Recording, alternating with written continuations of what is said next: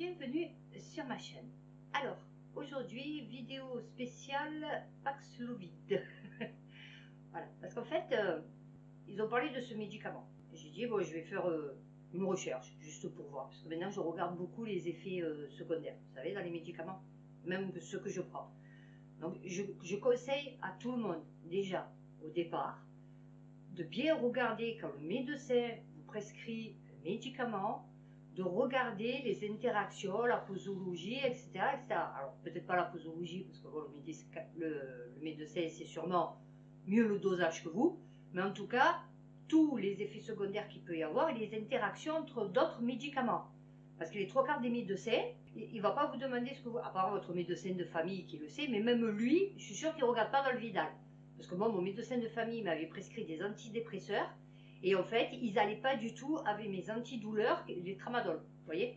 Donc, du coup, heureusement que j'ai lu la fiche. Voilà, il y avait bien écrit contre-indication, pas de tramadol. Bon, moi j'en prenais. Et pourtant, c'est lui qui me les avait prescrits, les tramadol. Vous risquez d'avoir peut-être des effets secondaires, mais pour vous, comme vous ne savez pas les effets secondaires, c'est une maladie que vous avez, et donc le médecin peut se tromper dans le diagnostic à cause de ça. Parce que des fois, vous allez avoir une éruption de boutons. Vous allez vous dire, ouais, c'est le chocolat, c'est le machin. Non, en vérité, c'est le médicament que vous prenez. Bon. Donc, du coup, j'ai voulu voir ce qu'il y avait dans ce médicament, le Paxlovid. Bon, puisque c'était Pfizer, donc Dieu, puisque Pfizer, c'est Dieu maintenant, qui avait fait inventé, du coup, ce médicament. Et en fait, quand j'y suis allée, j'ai halluciné, quoi. Je me disais, mais c'est pas possible. Donc, j'avais fait déjà une vidéo, mais je l'ai arrêtée. Parce qu'il y avait tellement d'interactions médicamenteuses, avec tous les noms des médicaments. Alors vous savez, les noms des médicaments, déjà celui-là c'est le nul pas à vomir, au bout de 10 minutes j'avais mal à la tête. Donc du coup, je refais cette vidéo. Alors avec les classes, on va dire par exemple le médicament hypnotique, vous voyez. De toute façon, je mets les liens, donc si vous voulez savoir les détails des médicaments qui rentrent en interaction avec ce médicament, bon, il n'y en a pas beaucoup qui vont le prendre. Mais bon courage à celui qui va le prendre. Et donc là, avant de faire cette vidéo, j'ai dit je vais chercher combien il y a de doses qui ont été achetées par la France. Et en fait, je suis tombée sur deux trucs, et deux trucs de fou. Donc je vais commencer déjà par ça. Et après, puisqu'il y a même le professeur Com, n'est-ce pas, YouTube, qui a dit que ce médicament, ça allait pas quoi, il y avait des soucis dessus. Donc je vais déjà vous lire l'article que j'ai trouvé, donc qui est en rapport avec les essais, les peu d'essais qu'il y a, voilà, qui sont hallucinants, mais hallucinants. Et après, j'enchaînerai sur le Paxlovid, des effets secondaires et les contre-indications.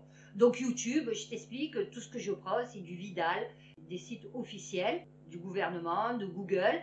Donc ne va pas me censurer un truc que c'est pas moi qui l'ai dit, c'est le Vidal. Tu vois, voilà. Déjà, je préviens. Donc, je vais commencer déjà par l'article que j'ai trouvé. Donc, c'est sur Nexus. Et donc, ça parle, bien sûr, de l'étude Nexus, donc du 10 novembre 2021. Alors, mardi 26 octobre, Olivier Véran faisait état de la commande par la France de 50 000 doses d'un traitement anti-Covid, le Molnupiravir. Vous voyez, c'est que des noms comme ça, donc de Merck. Pfizer entre dans la DAS à son tour avec le Paxlovid. Merck annonce que son médicament peut diminuer de 50% le risque de développer une forme grave de Covid. Pfizer avance une possibilité d'éviter 9 hospitalisations sur 10. Ouais, lui, c'est le bon Dieu. Je vous l'avais dit. Ces mesures d'efficacité doivent être cependant relativisées. Les bénéfices, eux, sont assurément substantiels dès lors que les autorisations officielles auront été accordées. D'accord ? Molnupiravir et Paxlovid sont des antiviraux. Ils enrayent la réplication du virus dans l'organisme et sont indiqués dans les cas de Covid-19 léger à modéré chez les adultes à risque de faire un Covid sévère ou d'être hospitalisés. Au contraire du Remdesivir, qui a super bien marché, autre antiviral de triste mémoire, ils peuvent être pris par voie orale. Heureusement qu'ils ont supprimé le suppositoire. Cela fait près d'un an que le Molnupiravir a fait son apparition parmi les aspirants de l'armée anti-Covid. Et oui, parce qu'on est en guerre. En décembre 2020, testé sur des furets, il aurait bloqué la transmission du virus de 24 à 36 heures. Les essais cliniques effectués cette année sur des êtres humains, non pas seulement face à des résultats très concluants comme l'écrit l'Express, mais aussi à la suite de décès survenus dans les groupes de contrôle recevant un placebo à la place du médicament testé. Alors déjà, là, il y a un souci. Parce que normalement, un placebo, c'est on te file du sucre. Les essais cliniques, ils ont été effectués sur des humains. Ils vous disent qu'il y a eu énormément de décès dans le groupe placebo. Ok, on est d'accord sur la base. Des essais qui ont un prix en vie humaine. Le 1er octobre dernier, Merck annonçait sur son site que le molnupiravir avait réduit le risque d'hospitalisation ou de décès d'environ 50% par rapport au placebo pour les patients atteints de Covid-19 léger ou modéré, portant sur 775 patients. Vous vous rendez compte, 775 patients. Ils ne nous disent pas l'âge, ils ne nous disent pas l'état de santé, ils ne nous disent pas. Ok. L'étude s'est déroulée sur 29 jours, à l'issue desquels aucun décès n'a été signalé dans le groupe ayant reçu le médicament, contre 8 décès dans le groupe ayant reçu le placebo. Donc c'était des personnes en fin de vie. Enfin, je veux dire, vraiment très malades. Et tu les as laissés mourir? J'ai pas compris. J'ai pas compris. Pour savoir si ça réduit, il faut léger ou modéré. Il faut que la personne, elle soit malade, on est bien d'accord. Donc la personne est malade, elle a des symptômes. Donc sûrement une personne ou avait des comorbidités, un âge avancé ou les deux en même temps. D'accord? Elle prend le médicament. Ok, pas de problème, elle ne meurt pas. L'autre à côté, pareil, comorbidité, âge, ce qu'on veut, il prend pas le médicament et tu le laisses mourir. C'est-à-dire il fait une forme encore, il fait des formes graves, hein, puisque c'est de léger à modéré. Donc normalement, si ça te coupe le léger, le modéré, ça te coupe la forme grave. Hein, c'est un peu comme à ma vidéo d'avant. Donc tu peux pas avoir, ça peut pas soigner que la forme grave. Si ça soigne la forme grave, ça soigne la forme légère. Et si ça soigne la forme légère, du coup tu n'as pas la forme grave. On est bien d'accord. Bon, donc là ça veut dire que ceux qui ont eu le placebo, tu les as laissés mourir. C'est le truc de fou. À l'issue desquels aucun décès n'a été signalé dans le groupe ayant reçu le médicament, contre 8 décès dans le groupe ayant reçu le placebo. On est bien d'accord. 8 décès. À la suite de quoi, un comité indépendant de surveillance des données, après consultation avec la FDA, a décidé d'arrêter l'essai prématurément, jugeant qu'il serait contraire à l'éthique de continuer à donner un placebo. Ouais, c'est ça, il est laissé mourir. C'est-à-dire, il lui donnait toi médicament, toi placebo, il voit que le mec, son état il se dégrade vraiment beaucoup, et il le laisse crever. C'est un truc de fou. Non, mais c'est pas grave. C'est pas grave. Pfizer, hein. YouTube, je lis l'article, je commente juste l'article, je décrypte l'article, d'accord? Aucun des patients participant à l'étude n'était vacciné. Oui, bon, d'accord. Du côté de Pfizer, les essais portant sur 1219 patients. Donc, ça, c'était Merck avec le sien, et ça, c'est maintenant Pfizer avec le Paxlovid, d'accord? Lui, il a fait sur le double, on va dire. Du côté de Pfizer, les essais portant sur 1219 patients ont été interrompus au jour 28, donc le dernier jour, hein, alors que décès et hospitalisation avaient été évités dans 89% des cas, donc aucun mort, dans les groupes recevant le médicament, tandis que 10 patients étaient décédés dans les groupes recevant un placebo. Vous vous rendez compte? Les mecs, ce qu'ils font, ils font sur les humains ce qu'ils font sur les souris et les singes. D'accord? C'est-à-dire quand ils voient que la souris, elle va mourir, il étudie. Oh, elle va mourir. Oh, elle est morte. Voilà. Ben vous, ils font pareil. C'est bien? Non, c'est bien. Non, mais... Donc, ils ont regardé le patient mourir. On est bien d'accord. On part sur une base correcte. Une base juste, on va dire. En attente d'autorisation.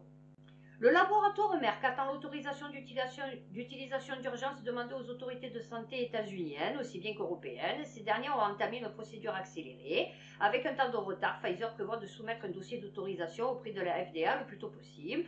Un fait semble avoir été oublié depuis que ces antiviraux sont sur le devant de la scène et s'apprêtent à se tailler la part du lion commercial que n'ont pas dévoré les vaccins.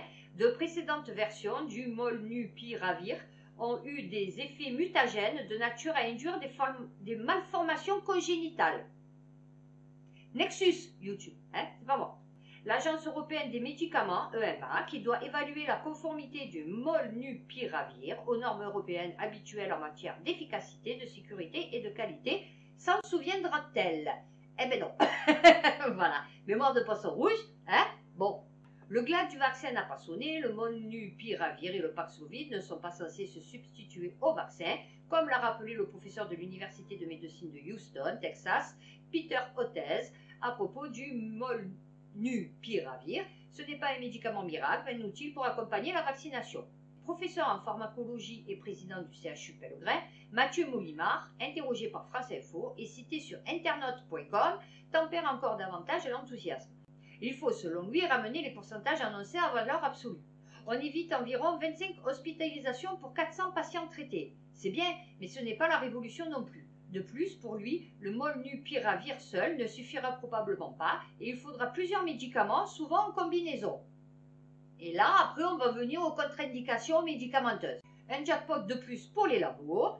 En fin de semaine dernière, le Royaume-Uni a d'ores et déjà autorisé le molnupiravir chez les malades présentant au moins un facteur de risque de développer une forme grave, personnes âgées, obèses, diabétiques. Et on a commandé quelques 480 000 doses. Bien plus que la France, qui se borne pour l'instant à une précommande de 50 000 doses, et bien moins que les États-Unis, dont la précommande a porté sur 1,7 million de traitements. Ouais, bah fait, en France, on est 67 millions, chérie. Aux États-Unis, ils ont 300. Donc, bon, c'est sûr qu'eux, ils en ont commandé un peu plus. Voilà.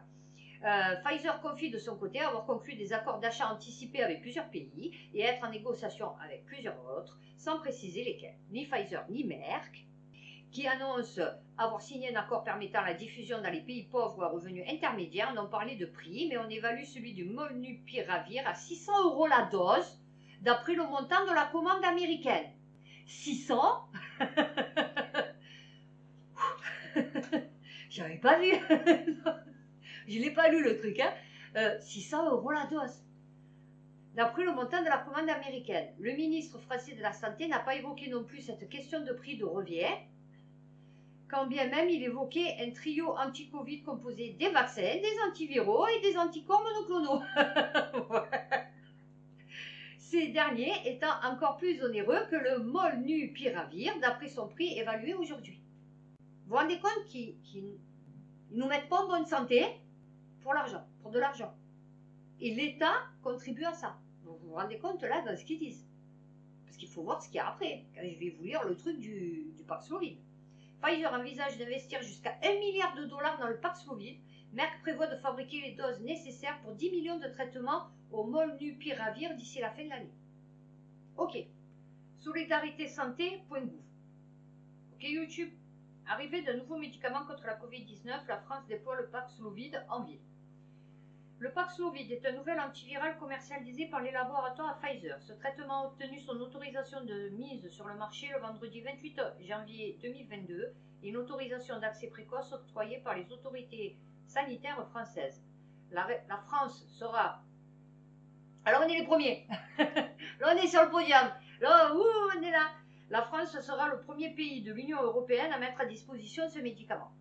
Son objectif est d'empêcher la multiplication du virus et donc de réduire l'aggravation de la maladie de façon précoce à partir de l'apparition des symptômes. Il est indiqué dans le traitement de la Covid-19 chez les adultes symptomatiques ne nécessitant pas d'oxygénothérapie et présentant un risque élevé d'évolution vers une forme grave de la Covid-19. Les résultats obtenus lors des essais cliniques montrent une réduction de la survenue des hospitalisations ou d'un décès de 85,2% pour les patients, à condition d'être administré le plus vite possible et dans les 5 jours suivant l'apparition des premiers symptômes. Paxlovid peut être prescrit par tout médecin dans le cadre d'un accès précoce. Il sera disponible en pharmacie de ville et en pharmacie à usage intérieur. Ainsi, pour tenir compte des délais d'approvisionnement et respecter la prise du médicament dans les délais de 5 jours après l'apparition des symptômes, il est nécessaire que le patient consulte très rapidement dès l'apparition des symptômes et se rende ensuite chez le pharmacien après la prescription médicale. Ben ouais, c'est mieux. Non mais des fois je me demande à qui ils s'adressent quand ils écrivent des trucs comme ça. Ben oui, bien sûr. Tu vas chez le médecin, tu es malade, tu as une ordonnance, tu vas à la pharmacie prendre le médicament. Enfin, je veux dire, tu vas faire quoi? Tu vas manger ton ordonnance? Enfin bon. Les 10 000 premières doses ont été réceptionnées le 1er février en France et les premiers patients français pourront être traités à partir du vendredi 4 février. D'autres livraisons sont attendues dans les prochaines semaines. Voilà, cabinet d'Olivier Véran, n'est-ce pas? Donc c'est pas bon. Ok. on va attaquer le vif du sujet. Déjà, je vais préciser, avant de commencer ma vidéo à YouTube, que j'ai pris sur Wikipédia, j'ai pris sur Vidal, j'ai pris sur HAS Santé, j'ai pris sur santéleFigaro.fr, j'ai pris dans la revue Prescript. Et on va attaquer le Paxlovid. Ce médicament ne dispose pas encore d'une autorisation de mise sur le marché. Le 20 janvier 2022, la Haute Autorité de Santé a délivré une autorisation d'accès précoce, après avis de l'Agence nationale de sécurité du médicament et des produits de santé, ANSM, concernant le rapport bénéfice-risque présumé pour le médicament Paxlovid PF 0732 13 32. Vous avez les coordonnées téléphoniques. Ritonavir, d'accord? Donc, le Paxlovid, c'est un mélange, c'est un PF 0732 13 32 et du ritonavir. Paxlovid est indiqué dans le traitement de la Covid-19 chez les adultes ne nécessitant pas d'oxygénothérapie, étant à risque élevé d'évolution vers une forme grave de la Covid-19. Le profil d'effet indésirable du ritonavir est connu et chargé. Celui du nirmatrelvir, donc ça c'est le PF 0732 13 32, est très peu étudié à ce jour. Cette association expose à de multiples interactions médicamenteuses, principalement d'ordre pharmacocinétique, par des mécanismes parfois contradictoires d'induction et d'inhibition enzymatique. Face à ces risques pouvant conduire à des effets indésirables, graves, ou une perte d'efficacité d'un traitement, y compris celui de la maladie Covid-19, des mises en garde ont été faites contre l'emploi simultané de l'association nirmatrelvir et ritonavir et de plusieurs dizaines, pour ça je vous ai dit à un moment donné j'ai arrêté parce que j'en pouvais plus, et plusieurs dizaines de médicaments très variés, notamment par les agences du médicament, très variés. Et vous allez voir, mais c'est un truc de fou, un truc de fou. Je vais spoiler? Non, ça va, je vais pas spoiler. C'est pas bien. Non, je ne veux pas spoiler parce que là, je ne fais pas la vidéo, c'est pas la peine. Donc, Pfizer Paxlovid consiste en deux médicaments emballés dans la même boîte, le ritonavir et le nirmatrelvir.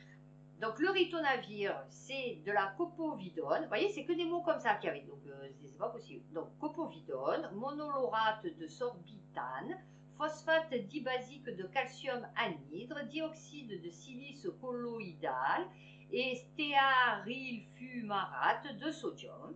L'enrobage contient dioxyde de silicate colloïdal, hydroxypropylcellulose, hypromélose, polyéthylénoglycol, polysorbate 80, talc et dioxyde de titane.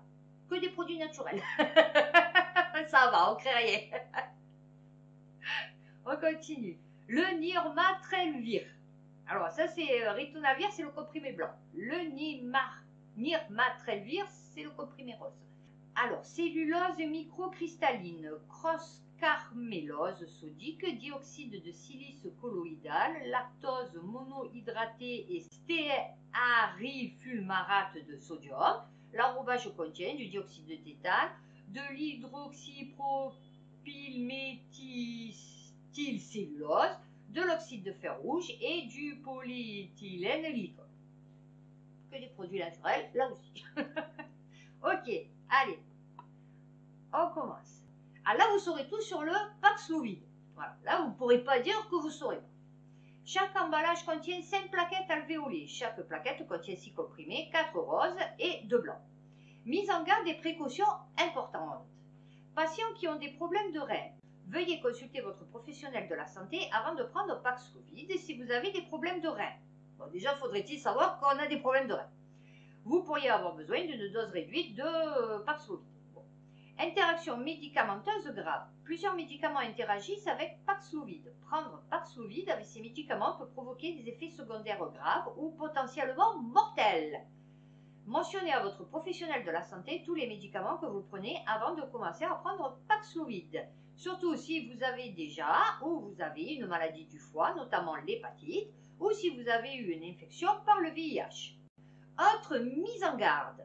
Vous ne devez utiliser Paxlovid si vous êtes enceinte sans avoir d'abord consulté votre professionnel de la santé.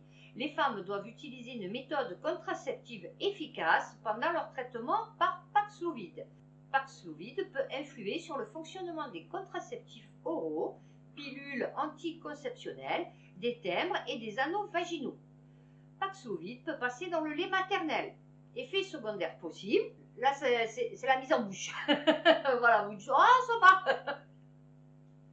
Altération du goût, diarrhée, douleurs musculaires, vomissements, haute pression, maux de tête. Peu de gens ont pris Paxlovid pour l'instant. Il est encore possible que des effets secondaires graves et inattendus soient observés. Donc ça c'est pas moi, là-bas c'est prescrire. Hein, d'accord, YouTube. Paxlovid fait encore l'objet d'études, par conséquent, il est possible que tous les effets secondaires de ce traitement n'aient pas encore été recensés à ce jour. Ah, on va ouvrir une bibliothèque, hein, moi je vous l'ai dit. Médicaments dont l'utilisation concomitante avec Paxlovid est contre-indiquée. Alors là, je vais vous donner juste la classe thérapeutique, ce qu'ils appellent. Parce qu'il y a tellement de noms chelous de médicaments, et il y en a tellement que c'est pas possible.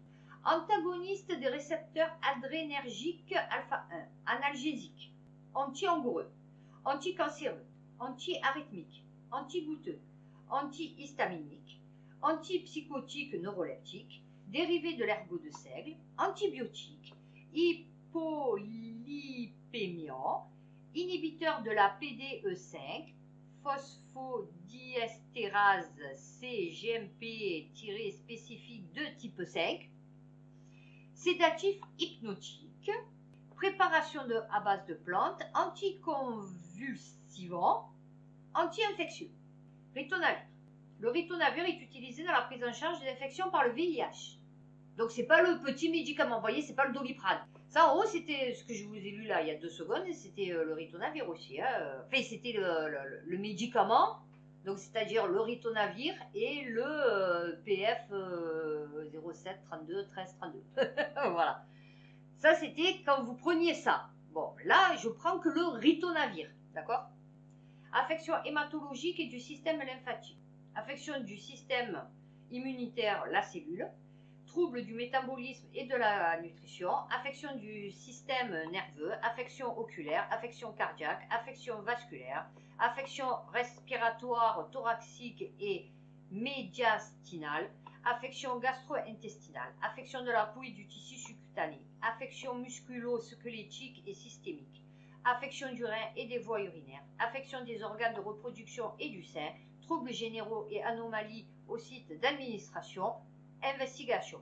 C'est tous les organes que ritonavir peut toucher, enfin tous les systèmes que ritonavir peut toucher. Maintenant, je vais vous lire les cas fréquents, parce qu'après vous avez les peu fréquents et les rares. Bon, on va prendre les fréquents, d'accord? Comme ça, au moins, on est tranquille.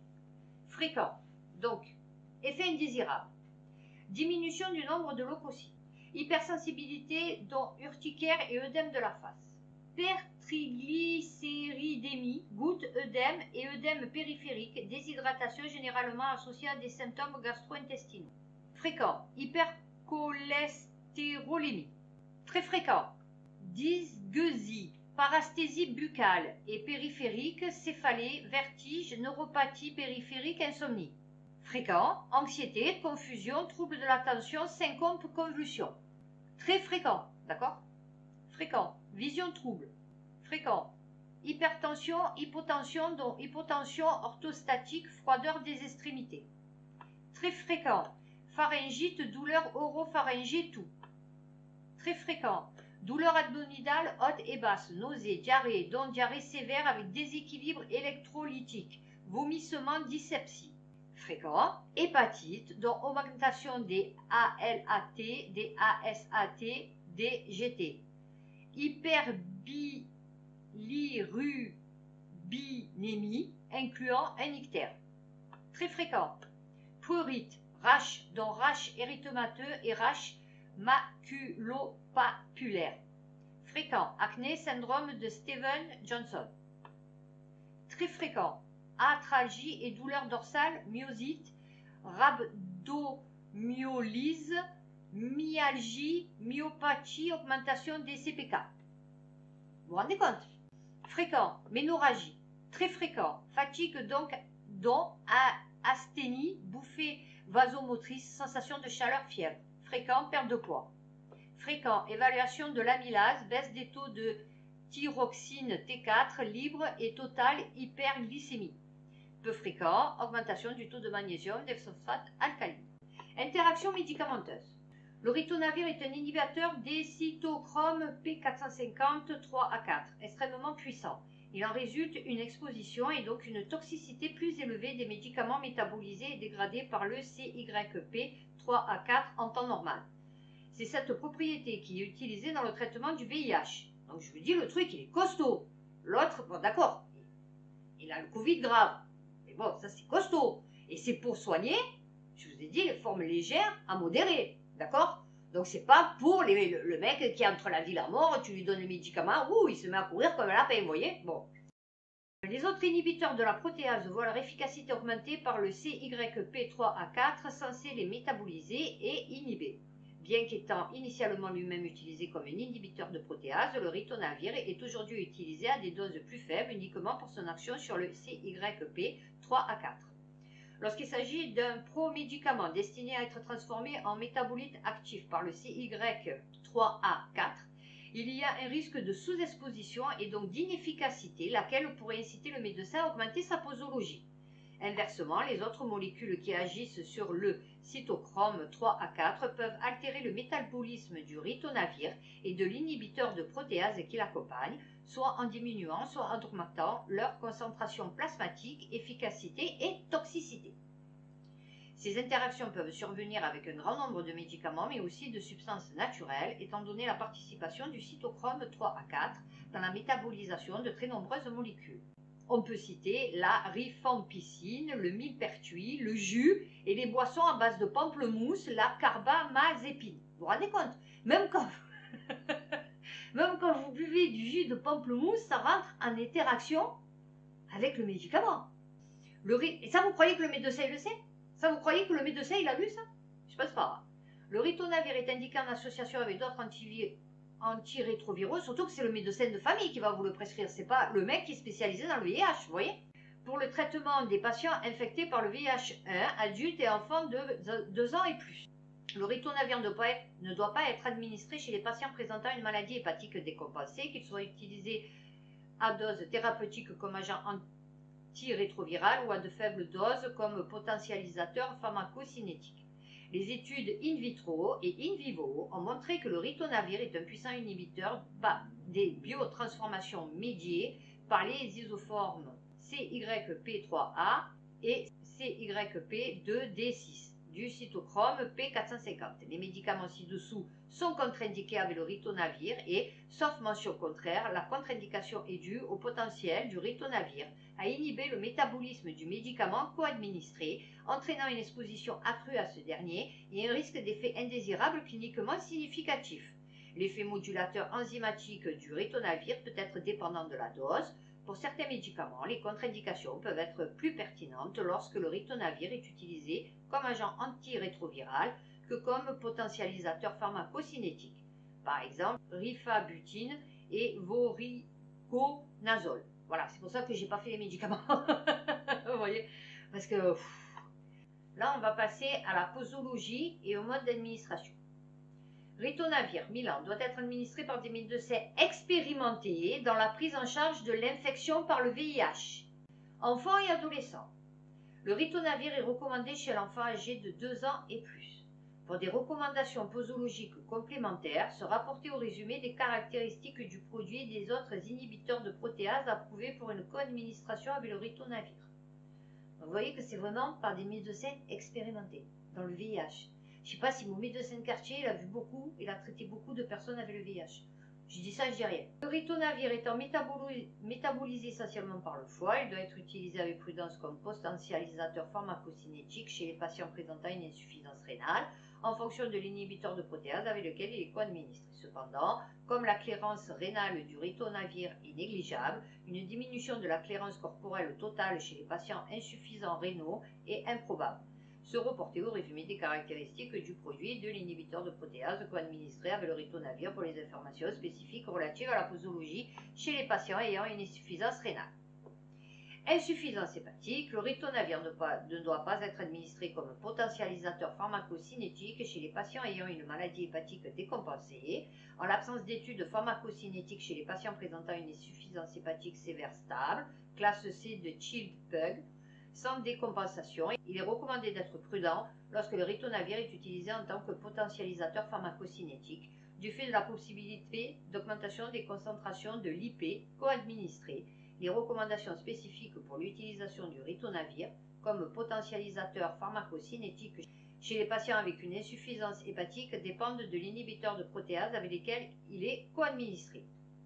Donc se reporter au RCP de l'IP co-administré pour des informations spécifiques relatives à la posologie chez cette population de patients. Population pédiatrique, la sécurité et l'efficacité du ritonavir chez les enfants âgés de moins de 2 ans n'a pas été établie. Aucune recommandation sur la posologie ne peut être donnée. Mise en garde et précautions d'emploi. Le ritonavir ne guérit pas de l'infection par le VIH ou du sida.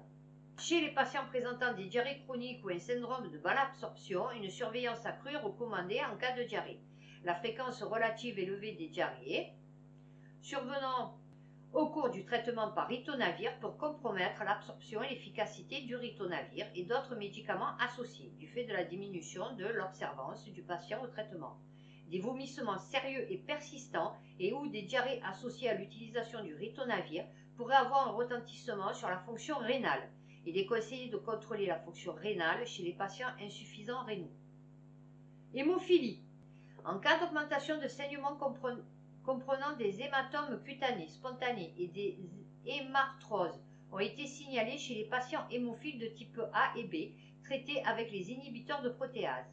Une quantité supplémentaire de facteur 8 a été donnée chez certains patients. Dans plus de la moitié des cas rapportés, il est possible de poursuivre le traitement avec les inhibiteurs de protéase ou de le reprendre s'il avait été interrompu. Une relation causale a été évoquée, bien que le mécanisme d'action n'a pas été élucidé. Les patients hémophiles doivent par conséquent être informés de la possibilité d'une augmentation des saignements. Poids corporel et paramètres métaboliques. Une augmentation du poids corporel ainsi que des taux de lipides et de glucose sanguin peuvent survenir au cours d'un traitement antirétroviral. De telles modifications peuvent en partie être liées au contrôle de la maladie et au mode de vie. Si pour les augmentations des taux de lipides, il est bien établi dans certains cas qu'il existe un effet du traitement, aucun lien n'est clairement établi entre une prise de poids et un quelconque traitement antirétroviral. Le contrôle des taux de lipides et de glucose sanguin devra tenir compte des recommandations en vigueur encadrant les traitements contre le VIH. Les troubles lipidiques devront être pris en charge en fonction du tableau clinique. Pancréatite. Non, mais je vous dis, c'est un truc de fou. C'est un truc de fou. La pancréatite doit être envisagée si les symptômes cliniques, nausées, vomissements, douleurs abdominales ou des anomalies biologiques telles qu'une augmentation de l'amylase ou de la lipase sérique, évocateur de pancréatite, surviennent. Un patient qui présente ces signes ou symptômes doit être évalué et le traitement par ritonavir doit être arrêté si le diagnostic de pancréatite est posé. Syndrome inflammatoire de reconstitution immunitaire.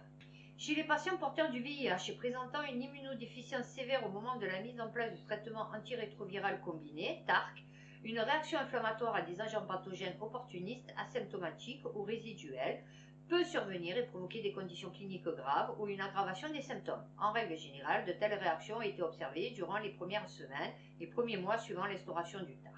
La rétine à cytomégalovirus, les infections mycobactériennes généralisées et ou focales et les pneumopathies à pneumocystis gyrovesi sont quelques exemples pertinents. Tout symptôme inflammatoire doit être évalué et un traitement doit être institué si nécessaire. Des cas de maladies auto-immunes, telles que la maladie de Bezdau et l'hépatite auto-immune, ont également été rapportés dans le cadre d'une restauration immunitaire. Toutefois, le moment rapporté du début de la maladie est plus variable et ces événements peuvent survenir de nombreux mois après la mise en place du traitement. Les patients présentant une hépatite chronique B ou C et traités par une association d'antirétroviraux sont exposés à un risque accru d'effets indésirables hépatiques graves et potentiellement fatals. En cas de traitement antiviral concomitant pour une hépatite B ou C, se reporter au RCP des médicaments concernés. Les patients ayant un dysfonctionnement hépatique préexistant, y compris une hépatique chronique active, ont une fréquence accrue d'anomalies de la fonction hépatique lors de l'association de traitements antirétroviraux et doivent être surveillés selon la prise en charge habituelle. Si la maladie hépatique s'aggrave chez de tels patients, il faut envisager d'interrompre ou de suspendre le traitement. Maladie rénale. La clairance rénale de ritonavir étant négligeable, une diminution de la clairance corporelle totale chez les patients insuffisants rénaux est improbable.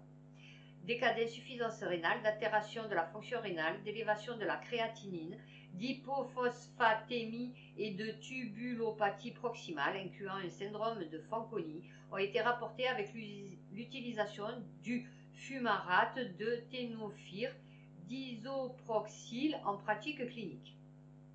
Ostéonécrose. L'étiologie est considérée comme multifactorielle, incluant l'utilisation de corticoïdes, la consommation d'alcool, une immunosuppression sévère, un indice de masse corporelle élevé. Cependant, des cas d'ostéonécrose ont été rapportés en particulier chez les patients à un stade avancé de la maladie liée au VIH et ou ayant un traitement par association d'antiviraux au long cours. Il est conseillé aux patients de solliciter un avis médical s'ils éprouvent des douleurs et des arthralgies, une raideur articulaire ou des difficultés pour se mouvoir. Allongement de l'intervalle PR. Après, c'est presque fini. Ah non, mais franchement, c'est... Le ritonavir a causé un léger allongement asymptomatique de l'intervalle PR chez certains sujets adultes sains. De rares cas de bloc auriculo-ventriculaire de 2e ou 3e degré ont été observés pendant le traitement par le ritonavir, présentant une cardiomyopathie sous-jacente ou des anomalies préexistantes du système de conduction ou chez des patients recevant des médicaments connus pour allonger l'intervalle PR, verapamil ou atazanavir par exemple. Le ritonavir doit être utilisé avec prudence chez ces patients. Surdosage. Putain, je le plais le mec. Ah ouais, là tu te fais une OD de ça. Ah non mais c'est foutu là. Franchement c'est foutu, c'est mort. Déjà tu te fais pas une OD, c'est pas bien, mais là alors tu te fais une OD, voilà. Alors symptômes. L'expérience chez l'homme du surdosage aigu avec le ritonavir est limitée. Au cours d'un essai clinique, un patient a pris 1500 mg par jour de ritonavir pendant 2 jours et a présenté des parasthésies qui ont disparu après une diminution de la dose. Un cas d'insuffisance rénale avec hyperéosinophilie a été rapporté. Les signes de toxicité observés chez les animaux, souris et rats, je vous ai dit, comprennent une diminution de l'activité, une ataxie, une dyspnée et des tremblements. Conduite à tenir. Il n'y a pas d'antidote spécifique pour ritonavir. C'est bon, c'est foutu. La prise en charge du surdosage est symptomatique et nécessite la surveillance des fonctions vitales et de l'état clinique du patient, compte tenu des caractéristiques de solubilité et de la possibilité d'une élimination digestive. Le traitement du surdosage pourra comprendre un lavage gastrique et l'administration de charbon activé. Ah ouais, ben là, il te faut le sac, je te le dis. Même celui du barbecue, tu manges. Le ritonavir étant largement métabolisé par le foie est fortement lié aux protéines. L'intérêt de la dialyse pour éliminer une quantité substantielle de médicaments est improbable. Voilà. Pour conclure, je dirais que ce médicament, en fait, il est fait pour des personnes qui n'ont aucun problème, mais vraiment aucun problème de santé. Aucun. Aucun traitement, aucun problème de santé. Pour des personnes comme ça, c'est bien. Mais du coup, eux, quand ils chopent le Covid, ouais, ils sont asymptomatiques. En général. Voilà. Moi, je ne suis pas au taquet en pleine forme, mais c'est vrai que je ne suis jamais malade. Donc du coup, j'ai jamais eu le Covid. En 2 ans. Je fais ma vie, vous voyez, comme s'il n'existait pas. Depuis le départ. Voilà. Que ça soit clair, parce qu'il y en a tout le monde, là, en ce moment, je vois, oui, mais au début, on a eu peur, machin et tout. Je parle pas des politiques et tout, je parle des gens. Moi, personnellement, la première fois que j'ai vu ça, c'est sorti à la télé, j'ai, oh putain, ils nous prennent pour école. Oh là là, alors là, ils nous prennent vraiment pour des cons. Voilà. Bon, vous voyez, et finalement, j'ai pas eu tort. Sauf que, bon, je l'avais dit dans mes vidéos de ma chaîne qui a été supprimée. Donc, du coup, vous pouvez pas le savoir. Voilà, donc je vous l'ai dit. Moi, du premier jour où cette histoire, elle est arrivée, je me suis dit, ils nous prennent pour des cons. Parce que vu que moi, je suis falsificianiste, dans un sens, je suis un peu complotiste, vous voyez, Donc du coup, je savais qu'il allait arriver un truc comme ça. Et vous voyez, ben, je ne me suis pas trompée. Bon, sauf qu'on n'a pas les preuves puisque j'ai plus ma chaîne. Maintenant, vous saurez tout sur le Paxlovid. Je vais faire pareil sur le nouveau vaccin qu'ils ont sorti pour le VIH. Hein, puisque celui-là aussi, il est à ARN messager. Alors, je sais pas, juste avant de finir, je sais pas si vous avez capté, mais en ce moment, tout est virus. Donc, j'ai appris qu'il va y avoir un vaccin pour l'acné. Donc, je ne savais pas que l'acné, c'était un virus. Il y a un virus pour le cancer du sein. Je ne savais pas que c'était un virus. Il y a tout qui est virus. Je me pose des questions. Est-ce que vraiment, ils ne veulent pas foutre de l'ARN messager de partout, en fait? Voilà, pour toutes les maladies, maintenant, c'est l'ARN messager. Voilà, prenez ce médicament si vous êtes en très bonne santé. Si vous avez un traitement, allez-y voir quand même. Bon, mais écoutez, j'espère que cette vidéo vous a intéressé. À bientôt pour une prochaine vidéo.